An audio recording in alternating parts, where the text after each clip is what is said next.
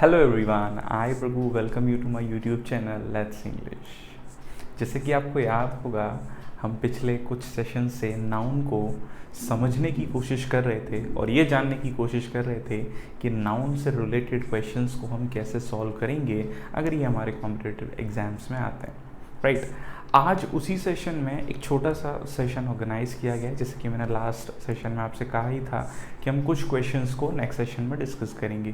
देखिए, क्वेश्चंस का मतलब क्या है कि जो भी हमने पढ़ा है हम उसे कैसे अप्लाई करते हैं, जो भी हमने उन सेशंस में देखा हमें उतना कितना याद रहता है, जिससे हम आने वाले सेशंस में या आने वाले एग्जाम्स में उन चीज़ों को और अच्छे से वेरीफाई कर पाएँ, right. So without delay in time हम शुरू करते हैं। आज हम कुछ क्वेश्चंस को कुछ क्वेश्चंस डिस्कस करेंगे। इसके बाद मैं आपको टेलीग्राम चैनल पर इसका पीडीएफ और क्वेश्चंस के साथ प्रोवाइड करूंगा। अभी मैं आपको कुछ क्वेश्चंस एरर डिटेक्शन के पार्ट से, कुछ सेंटेंस करेक्शन के पार्ट से समझाने की कोशिश करता हूं और देखिएगा हम कैसे उन्हें सॉर्ट आउट करते हैं। Clear?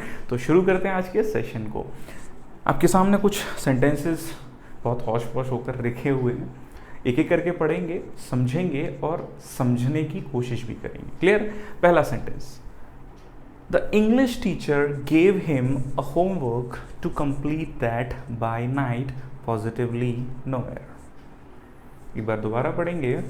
The English teacher gave him a homework to complete that by night, positively. अब फटाफट से ज़रा ध्यान दें। The English teacher, अंग्रेज टीचर। क्या अंग्रेज टीचर? हम क्या बोलते हैं? अंग्रेजी का टीचर। मैं ये बात आपको एक्सप्लेन कर चुका हूँ, पोजेशन है।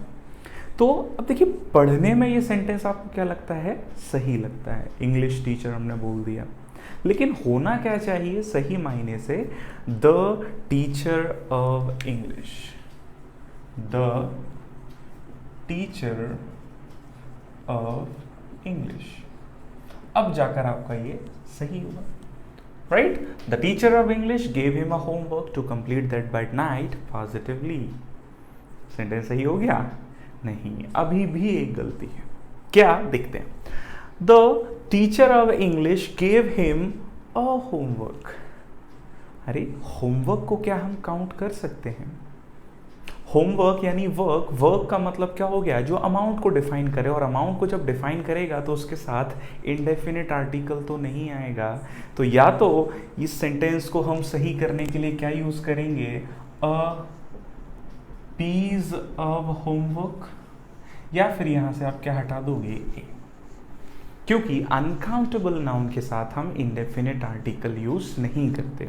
कारण मैं आपको आगे भी बताऊंगा आर्टिकल में, क्योंकि सीधी बात है, इंडेफिनिट आर्टिकल का यूज हम कब करेंगे? जब उस जैसी कोई दूसरी चीज हो, राइट। अब होमवर्क चूंकि एक अनकाउंटेबल नाउन है, और अनकाउंटेबल नाउन में पहले से ही सारी चीजें उस पूरे वर्ड में आई गई, दूसरा वर्ड उस चीज का है ही नहीं।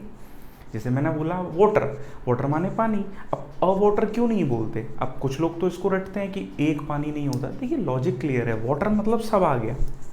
तो अनकाउंटेबल नाउन उस जैसा दूसरा नहीं हो रहा, और जब दूसरा उस जैसा नहीं हो रहा है तो हम वहाँ पर ए और एन का यूज़ नहीं करते। तो दिस इज द रीज़न हम यहाँ पर या तो ए हटाएंगे, और अगर आपको ये रखना है तो आप वहाँ क्या ऐड कर दीजिए, जैसे कि मैं आपको बता चुका हूँ, a piece of homework. Clear? अब देखिए, आप पढ़िए, सेंटेंस करेक्ट हो गया। The teacher of English gave him a piece of homework, या gave him homework to complete that by night. अब देखिए यहाँ क्या आ रहा है? बाय, ये प्रपोजिशन है। बाय नाइट यानी किसी भी समय की अंतिम सीमा बताने के लिए हम बाय का यूज करते हैं, and point of time, right. तो बाय नाइट पॉजिटिवली। अब सेंटेंस हमारा करेक्ट हो गया। आई होप आपको फर्स्ट सेंटेंस समझ में आया हो। आगे बढ़ते हैं नेक्स्ट सेंटेंस पर। बहुत आसान से सेंटेंस है, लेकिन समझ लेंगे तो कॉन्फिडेंस बिल्डअप होगा, right. Owing to her busy schedule. अब कुछ लोग इसको स्केड्यूल पढ़ते हैं, अमेरिकन इंग्लिश है, बिल्कुल आप पढ़ सकते हैं, लेकिन हम चूंकि ब्रिटिश इंग्लिश को फॉलो करते हैं तो उसी के अकॉर्डिंग जस्टिफाई करेंगे। Owing to her busy schedule she could not complete even the 2/3 of the book. एक बार दोबारा, owing to her busy schedule. देखिए यहाँ एक वर्ड आ रहा है ओइंग टू। सबसे पहले दो शब्द होते हैं, एक होता है ओइंग टू, एक होता है in order to. Owing to मतलब किसी चीज का कारण बताना, के कारण से, जबकि इन ऑर्डर टू का यूज हम कब करते हैं? जब हमें पर्पस बताना है, के लिए, राइट। इस चीज को ध्यान रखिए। तो बिजी शेड्यूल होने के कारण she could not complete even the 2/3 गलती मिल गई। मैंने आपको बताया था कि देखिए जब भी यहाँ पर देखिए थर्ड क्या है ऑर्डिनल और टू क्या है न्यूमरल, राइट, या जिसे हम लोग इंग्लिश में क्या बोलते हैं कार्डिनल। अब देखिए ऑर्डिनल से पहले क्या आ गया एक नंबर, 1 आता है तो इसको सिंगुलर रखते हैं क्योंकि हम बोलते हैं 1/3 पार्ट 1/4 पार्ट। लेकिन जब भी यहाँ 1 के अलावा कोई दूसरा नंबर आ गया तो उस ऑर्डिनल में पार्ट्स शब्द छुप जाता है, और जब पार्ट्स शब्द वहां छुप गया तो हम उसे अपने आप प्लूरल बनाते हैं। इसीलिए हम क्या बोलते हैं, owing to her busy schedule she could not complete even the 2/3 of, ना कि 2/3। देखिए 2/3 एक नंबर है, लेकिन जब हम इसको ग्रामेटिकली रिप्रेजेंट कर रहे हैं तो एक नाउन की तरह जस्टिफाई हो रहा है, और ये नाउन को वहां कैरी करके चलता है, इसीलिए थर्ड में क्या ऐड कर दिया एस, और सेंटेंस क्या हो गया 2/3। Clear, 2/3 of the book. अब आपका सेंटेंस सही हो गया। तो एक छोटी सी बात है, ध्यान रखना, अगर 1 आता है तो सिंगुलर है क्योंकि पार्ट का सेंस दे रहा है, लेकिन 1 के अलावा 2 3 4 5 6 कोई भी ऑर्डिनल से पहले नंबर आ रहा है तो वो उस पार्ट्स का सेंस देगा, ऑब्वियसली ज़्यादा हो जाएंगे, और जब पार्ट्स का सेंस होगा तो वहाँ क्या करेंगे प्लूरल। क्लियर, आगे बढ़ते हैं। ध्यान दीजिए थर्ड सेंटेंस पर, दे asked me about mister John. They asked me about Mr. John and I said I knew nothing about his whereabout।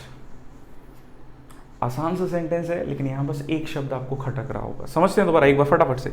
They asked me about Mr. John, यहां तक कोई गलती नहीं है। And I said, मैंने कहा। I knew nothing, मैं नहीं जानता था। About his whereabout, ये whereabout क्या है? ठिकाना सुना है, अता पता, मुझे उनके बारे में कुछ नहीं पता। तो whereabout एग्जिस्ट नहीं करता। whereabout की जगह हम उसको क्या बोलते हैं, whereabouts, the proper word. Noun की गलती है, ध्यान दीजिएगा, क्योंकि हम नाउन के क्वेश्चंस कर रहे हैं तो नाउन के ही पॉइंट को जस्टिफाई करें। तो ध्यान दीजिए हिज वेयर अबाउट नहीं होगा, क्या होगा, हिज वेयर अबाउट्स। अता पता बोलते हैं ना हम लोग, या ठिकाना किसी चीज का, तो ध्यान रखिएगा इस चीज को, है ना। तो they asked me about mister John and I said I knew nothing about his whereabouts. Clear, चलिए भाई थर्ड क्वेश्चन भी हम कंप्लीट करते हैं। आगे बढ़ते हैं नेक्स्ट क्वेश्चन पर। ध्यान दीजिएगा, Mr. Das did not act as per my advice, but somebody else's। एक बार दोबारा देखते हैं। Mr. Das did not act as per my advice। Mr. Das ने मेरी एडवाइस के अनुसार कार्य नहीं किया। अरे Mr. Das did not act, यहाँ तक तो कोई दिक्कत नहीं थी। अब यहाँ आ रहा है my। my हम जानते हैं पॉजेसिव क्या है, एक एडजेक्टिव, और एडजेक्टिव किसके साथ आता है, नाउन के साथ। अरे भैया ये तो हमारा वर्ब हो गया, इसीलिए यहाँ एस की जगह क्या होगा, सी। क्लियर, तो ADVISE मतलब सलाह देना, काम हो गया, वर्ब है, सी केवल सलाह, नाम है, तो यहाँ नाउन की नेसेसिटी है, इसीलिए नाउन। बट somebody, देखिए एल्स में अपोस्ट्रोफी एस आ रहा है क्योंकि somebody एल्स की बात नहीं कर रहे, उनकी एडवाइस की, राइट। तो अपोस्ट्रोफी एस ने यहाँ एडवाइस का काम कर दिया, हम रिपीट करने की ज़रूरत नहीं पड़ी। क्लियर है ना, तो इस चीज़ को ध्यान रखिएगा, बहुत माइन्यूट सी गलती है, अक्सर एग्जाम्स में आपको देखने मिलेगी। आगे बढ़ते हैं हम लोग नेक्स्ट क्वेश्चन पर। ध्यान दीजिएगा, the opposition has started criticising. देखिए एक छोटी सी बात ध्यान रखिएगा, स्टार्ट हम लोगों का वर्ब है, जिसके बाद वर्ब अगर आ रहा है तो जेरेंट फॉर्म में भी हो सकता है और इन्फिनेटिव में भी, है ना। ये हम लोग नॉन फाइनाइट वर्ब में और अच्छे से समझेंगे। The opposition has started criticising mister Modi that he has journeyed all over the world. दोबारा पढ़ते हैं। The opposition has started criticising mister Modi that he has journeyed. अब देखिए जर्नीड शब्द एग्जिस्ट जरूर करता है, लेकिन सही मायने में यहां पर यात्रा करने जैसा सेंस आ रहा है, यानी वर्ब की बात कर रहे हैं, जबकि जर्नी का मतलब आपका क्या होता है, बिल्कुल यात्रा। लेकिन हम यहां पर इसको कार्य के रूप में यानी वर्ब के रूप में रिप्रेजेंट करा रहे हैं, इसीलिए जर्नीड से बेटर वर्ड यहां क्या होगा, बिल्कुल ट्रेवल्ड। जर्नी एक पार्ट ऑफ स्पीच के आधार पर अगर देखें तो it's a noun and travel is a verb and we need a verb here. देखिए ये छोटे छोटे इस तरह के क्वेश्चंस ही होते हैं जो आपके एग्जाम्स में आपको ध्यान रखने हैं। आगे बढ़े हम लोग, ये चीज़ मैं आपको नॉन फाइनाइट वर्ब में और अच्छे से एक्सप्लेन करूंगा, अभी हम नाउन समझ लेते हैं। राइट, वैसे आप ध्यान रखिएगा स्टार्ट के बाद इन्फिनेटिव भी आ सकता है, यानी 2+V1 भी हो सकता है, और ING वो भी नाउन ही है, जेरेंट और इन्फिनेटिव। क्लियर, चलिए नेक्स्ट क्वेश्चन पर आते हैं भैया, ये हो गया हमारा। चलिए भैया पढ़िए next sentence. Mister Rajiv presented a bunch of flowers to the chief guest who was invited to the party. एक बार दोबारा ध्यान से पढ़ेंगे। Mister Rajiv presented a bunch of flowers, flowers, bunch of flowers या फ्लावर? जी हाँ, फ्लावर्स ही रहेगा, डोंट कमिट द मिस्टेक। क्या कि कुछ लोग यहाँ सोचते हैं सर बंच आ ही गया तो फ्लावर लिखते हैं, बिल्कुल नहीं। अरे भैया बंच कब बनेगा? जब फ्लावर्स होंगे, है ना। अ ग्रुप ऑफ स्टूडेंट्स या a group of boys, boy तो नहीं कहेंगे ना हम लोग, तो ध्यान रखिएगा इस चीज को। A bunch of flowers to the chief guest who was invited to the party. कोई गलती नहीं लग रही क्या? No error. तो देखिए यहाँ पर कॉन्सेप्चुअल गलती है, कॉन्टेक्स्ट की गलती है। क्या? देखिए वैसे बंच का मतलब गुच्छा होता है, और गुच्छा कीज का, ग्रेप्स का जनरली बोलते हैं, लेकिन फ्लावर्स के गुच्छे को क्या बोलते हैं? क्या बोलते हैं? बुके। तो यहाँ क्या होगा? बिल्कुल BUQUET, bouquet, pronunciation bouquet. Clear? तो देखिए कॉन्टेक्स्ट की गलती, मैंने आपको कहा था कॉन्टेक्स्ट की गलती एग्जाम में आती है। तो हमें हमेशा हर चीज़ के लिए प्रिपेयर रहना है, और प्रिपरेशन हम कैसे करेंगे? प्रैक्टिस करके क्वेश्चन। क्लियर? तो देखिए वैसे ये सही है, लेकिन सेंटेंस इंप्रूवमेंट के आधार पर देखें तो बंच तो गुच्छा हो गया, फ्लावर्स के ग्रुप को क्या बोलते हैं? बुके। अब मान लो फॉर एग्जाम्पल क्लास में स्टूडेंट्स, राइट, अब आर्मी ऑफिसर्स भी बोलते हैं, राइट। तो अब क्लास में जब वो आए तब वो स्टूडेंट्स हो गए, भले ही वो बाहर आपके आर्मी ऑफिसर्स हों या टीम के खिलाड़ी हों। इस बात का ध्यान रखें कि जैसा कलेक्टिव नाउन वहाँ पर बन रहा है, हम उसी के अकॉर्डिंग उसके इंडिविजुअल व्यक्ति और चीज़ को काउंट करेंगे और वही नाम दिया जाएगा। क्लियर है ये चीज़? तो ध्यान रखिएगा कलेक्टिव नाउन के पॉइंट ऑफ व्यू पे। क्या आगे बढ़े हम लोग? बिल्कुल। अब आते हैं हम लोग नेक्स्ट सेंटेंस पर, राइट। चलिए भाई, ये छोटे से 2 सेंटेंस हैं जो मुझे सेंटेंस करेक्शन में मिल गए, ज़रा पढ़ते हैं, शायद आप लोगों को आसान लगे और कुछ लोग इसका आंसर दे भी चुके हों। The dog saw its shade in the river, right. दूसरा भी पढ़ लेते हैं। They decided to take rest under the shadow of this tree. तो देखिए यहाँ पर गलती जो है नाउन की है, और यहाँ पर वैसी गलती नहीं जो हम लोग सोचते हैं प्लूरल सिंगुलर की गलती, कॉन्टेक्स्ट की गलती है। ध्यान दीजिएगा, अगर आप देखें तो नदी में वो शेड देखेगा या शेडो, शेड देखेगा या शेडो, रिफ्लेक्शन भी हो सकता है, तो इसीलिए यहाँ शेड नहीं, क्या होना चाहिए? शैडो, या मैं कहूँ रिफ्लेक्शन। और वहीं आश्रय के लिए शैडो होगा या शेड, तो बिल्कुल सही, शैडो की जगह यहाँ क्या हो जाएगा? शेड। तो देखिए कॉन्टेक्स्ट की गलती है, राइट। तो कॉन्टेक्स्ट की गलती पे कुछ क्वेश्चंस और मेरे दिमाग में आ रहे हैं, मैं फटाफट इन्हें रेज करता हूँ, जरा आप ध्यान दीजिएगा सब लोग, राइट। चलिए भाई, तो देखिए चीज़ें हैं समझने वाली हैं। अब देखिए सिंगुलर प्लूरल की जो गलतियां हैं ना, वो जनरली बहुत माइन्यूट लेवल पर पूछी जाती हैं। नाउन से क्वेश्चन जो आते हैं वो कॉन्टेक्स्ट के आधार पर ही आते हैं, राइट। तो हम उन कॉन्टेक्स्ट को ज़रा डिस्कस करने की कोशिश कर रहे हैं और ये जानने की कोशिश कर रहे हैं कि एग्जाम पॉइंट ऑफ व्यू से वो चीज़ हमारे लिए कितनी ज़्यादा बेनिफिशियल है। क्लियर है? चलिए भाई, जैसे मैं एक सेंटेंस आपके सामने फटाफट से लिखता हूँ। मैंने लिखा many homes are vacant in this colony, right? Next one, the roads of this town are very narrow for a truck to pass, right? Which street leads to Agra, right? Next one, order has been issued of his transfer to the new location। ऐसा कुछ 4 sentence है, हम लोग फटाफट से discuss करते हैं और जानने की कोशिश करते हैं इनमें हमें क्या समझना है। ध्यान दीजिए, many homes are vacant in this colony. Home मतलब घर। अच्छा, घर कैसे कब बनेगा? ऐसे ही या लोग जब रहना शुरू करेंगे। अक्सर एक क्वेश्चन आता है कि sir what is the difference between home and house. तो आंसर क्लियर है, हाउस माने मकान, होम माने घर। घर कब बनेगा? अब देखिए, कुछ लोग क्या सोचते हैं कि सर किराए का घर है तो हाउस, या दूसरे का घर है तो हाउस, हमारा है तो होम। ऐसा बिल्कुल नहीं है। होम मतलब जहां हम रहना शुरू करें, जहां फीलिंग्स जुड़ जाएं, राइट, दैट इज होम। और बिल्डिंग है 4 दीवारी से मिलकर बनी है, दैट इज हाउस। अब वैकेंट पड़े हैं तो ऑब्वियसली वैकेंट क्या होंगे, होम या हाउस? क्या होंगे? हाउस। तो इसीलिए यहाँ पर होम की जगह हम क्या लिखेंगे? हाउसेस। तो देखिए, इस तरह के क्वेश्चंस आते हैं, राइट। अगर मैं देखिए यहाँ से एक चीज मुझे और याद आ रही है, मैंने एक वर्ड लिखा है यहाँ पर, he broke the window mirror. अब देखिए, विंडो का मिरर नहीं होगा, विंडो के कांच को क्या बोलते हैं? Window pane. अब देखिए, पढ़ने में सही लगता है, विंडो ग्लास नहीं बोलते, कुछ लोग ग्लास बोल देते हैं। अब ग्लास तो कांच हो गया, लेकिन जब उसे फ्रेम कर दिया जाता है तब वो पेन बन जाता है। क्लियर है ना? तो देखिए, ये छोटी छोटी चीजें हैं जो आपको एग्जाम्स में ध्यान रखनी है, राइट। नेक्स्ट क्वेश्चन देखते हैं।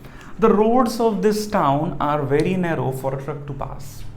The roads of this town are very narrow for a truck to pass. अगला सेंटेंस भी देख लें, which street leads to Agra. अब आगरा के लिए कोई स्ट्रीट जाएगी या रोड जाएगी? पहली बात, रोड माने हम जानते हैं जो एक माध्यम बने एक जगह से दूसरी जगह, स्पेशली सिटीज के लिए। और गलियों के लिए हम क्या यूज करते हैं? स्ट्रीट, जो शहर के अंदर है। तो शहर के अंदर है तो जनरली क्या हो गया? स्ट्रीट। तो यहां पर आगरा के लिए स्ट्रीट नहीं जाएगी, क्या जाएगी भैया? रोड जाएगी, राइट। और वहीं यहां पर रोड्स की जगह आपका क्या हो जाएगा? स्ट्रीट्स। नैरो है, शहर के अंदर है, ट्रक टू पास। तो ये माइन्यूट मिस्टेक्स आपको याद रखनी है, समझनी है। क्लियर? नेक्स्ट देखते हैं अभी, ऑर्डर। अब देखिए, 2 वर्ड आते हैं इंग्लिश में, ऑर्डर और एक होता है ऑर्डर्स। ऑर्डर का मतलब, ऑर्डर माने आदेश देना, ये आपका क्या हो गया? Verb, right. या ऑर्डर माने क्रम। वहीं ऑर्डर्स का मतलब क्या होता है? आदेश, सेट ऑफ नॉर्म्स बोलते हैं ना, उसके ट्रांसफर ऑर्डर आ गए हैं, आ गया है हिंदी में बहुत लोग बोल देते हैं, लेकिन आ गए हैं क्योंकि वो एक नॉर्म्स का सेट है पूरा, राइट। तो पहली बात तो इस बात का ध्यान रखें कि ऑर्डर नहीं होगा, क्या होगा आदेश के लिए? ऑर्डर्स। और ऑर्डर्स हुआ तो भैया प्लूरल के लिए यहाँ है, इसकी जगह क्या हो जाएगा? है। ऑर्डर जब हमने किस में चेंज किया? ऑर्डर्स में, क्योंकि आदेश है तो आदेश के लिए फिर क्या हो जाएगा? है हो जाएगा। तो ये चीज़ आपको ध्यान रखनी। तो देखिए, नाउन की ये छोटी छोटी मिस्टेक्स हैं जो आपकी एग्जाम्स में आपको अक्सर देखने मिलती हैं, राइट। अब देखिए, एक और क्वेश्चन मेरे दिमाग में फटाफट से आ रहा है, उसको मैं आपको और बता देता हूँ, ध्यान रखिएगा उस चीज़ को, है ना, एग्जाम पॉइंट ऑफ व्यू से देखिएगा। मैं लिख रहा हूँ 2 sentence. Mister Rajesh is a well-known professor of Bihar and Patna universities, right? दूसरा sentence, Mr. Rajesh is a well-known professor of the Bihar and Patna universities. Last one. Mr. Rajesh is a well-known professor of the Bihar and the Patna universities. चलिए भाई, 3 sentence हैं, generally आपको books में देखने नहीं मिलेगा, लेकिन चूंकि एक इंपॉर्टेंट एस्पेक्ट जो मुझे ऑक्सफोर्ड डिक्शनरी में मिला, मैं आपको समझाता हूँ, ध्यान दीजिएगा। Mister Rajesh is a well known professor of Bihar and Patna universities. अब यूनिवर्सिटीज 2 हैं, अलग अलग तो है, बिल्कुल समझ में आता है। तो देखिए, सबसे पहली बात, यहाँ पर बिहार पटना क्या काम कर रहा है, एडजेक्टिव का तो यहाँ आर्टिकल चाहिए, तो ये तो सेंटेंस हो गया गलत। ठीक, इस सेंटेंस को देखो, mister Rajesh is a well known professor of the Bihar and Patna universities. अब यहां तो आर्टिकल आ गया, क्या दोनों के साथ अलग अलग आर्टिकल यूज करें? अगला सेंटेंस भी पढ़ लो भाई, mister Rajesh is a well known professor of the Bihar and the Patna universities. अब इन दोनों में सही कौन सा है, तो समझिएगा, ध्यान दीजिएगा। पहला sentence, mister Rajesh is a well known professor of the Bihar and Patna universities. यहां आपने देखा कि एंड के साथ 2 अलग अलग यूनिवर्सिटीज सेपरेटेड हैं, तो हमने यूनिवर्सिटीज कर दिया, लेकिन आर्टिकल एक ही बार आ रहा है, आर्टिकल एक ही बार आ रहा है। तो ध्यान दीजिए, जब आर्टिकल एक ही बार आ रहा है तो हमने आगे उसको प्लूरल बना दिया, क्योंकि हमें आगे वाली यूनिवर्सिटी को भी बताना है ये अलग है। लेकिन अगले सेंटेंस में देखिए, दोनों के साथ अलग अलग आर्टिकल आ गया, हाँ या ना, तो ये क्लियर हो गया, दोनों यूनिवर्सिटी अलग अलग हैं। तो अब आप यूनिवर्सिटीज मत लिखिए, क्या कर दो, यूनिवर्सिटी सिंगुलर, बस। This is the concept. अब ये है क्या, देखिए, एडजेक्टिव जब क्वालिफाई कर रहा है तो आर्टिकल लेकर चल रहा है, तो वो उस पर्टिकुलर चीज को क्वालिफाई किया तो सिंगुलर रख दिया, और हमको ये पता है जब अलग अलग आर्टिकल हो गए तो अंडरस्टूड है, तो इसीलिए हमने आगे वाले नाउन को क्या कर दिया, सिंगुलर।